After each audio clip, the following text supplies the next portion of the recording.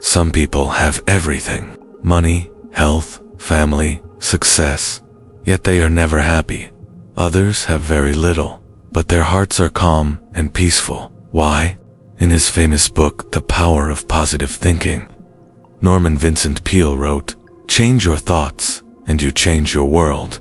But if that is true, why do so many people still suffer? Why do they focus only on what is missing, instead of what is already in their hands? Today's story will answer that question. It is a story about loss, patience, wisdom, and one simple shift in thinking that can turn pain into peace. Stay till the end. This story may change how you see your own life. Long ago, in a quiet village high in the mountains, there lived a poor farmer named Eli. Eli was not rich. He owned only a small piece of land, a few hens, an old horse, and a pair of tired hands. Every morning before sunrise, Eli woke up and went to his fields. He plowed the land. He planted seeds. He worked until his back hurt and his hands burned. Every season, he hoped this harvest would be better. But year after year, the crops were small. The reward was barely enough to survive. At night, Eli sat outside his small hut, looking at the moon, and whispered softly, "Why does life give so little to those who work so hard?" The villagers often spoke about Eli. "Poor man," they said. "He works endlessly, but luck never visits him. He must be cursed." Others whispered slowly. Those words entered Eli's heart. He began to believe that life was unfair to him. One afternoon, something terrible happened.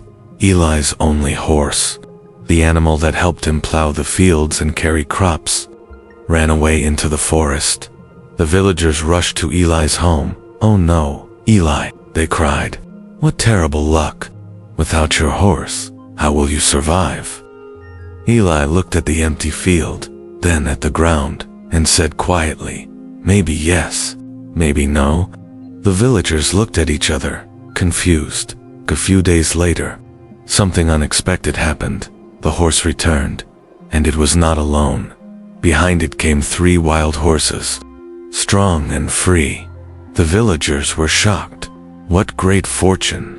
they shouted. "Eli, you are rich now." But Eli only smiled gently and said, "Maybe yes, maybe no." The next morning, Eli's son tried to tame one of the wild horses. The horse threw him violently to the ground. His leg broke badly. The villagers ran too. "Eli again. What a tragedy," they cried. "Yesterday you were lucky. Today you are cursed again." Eli closed his eyes and said softly, "Maybe yes, maybe no." A few weeks later, war broke out in the kingdom. Soldiers came to the village. Every healthy young man was taken to fight. Many never returned, but Eli's son, with his broken leg, was spared. He stayed home but alive. The villagers returned once more. "Eli," they said, "your son's injury saved his life. You were truly lucky." Eli smiled gently. "Maybe yes, maybe no." Months passed. Life continued quietly. One day, a traveling monk walked through the village. He saw Eli repairing a fence and noticed his calm face. "You seem peaceful," the monk said. "How do you stay so calm when life keeps changing?" Eli offered him water and replied, "I learned something simple. When I lost my horse, I thought it was the worst day of my life. When I gained 3 horses, I thought it was the best. But both times, I was wrong, because I didn't know what would come next. So now," Eli continued, "I don't rush to judge. I just live and let life unfold." The monk nodded. "You have understood true wisdom," he said.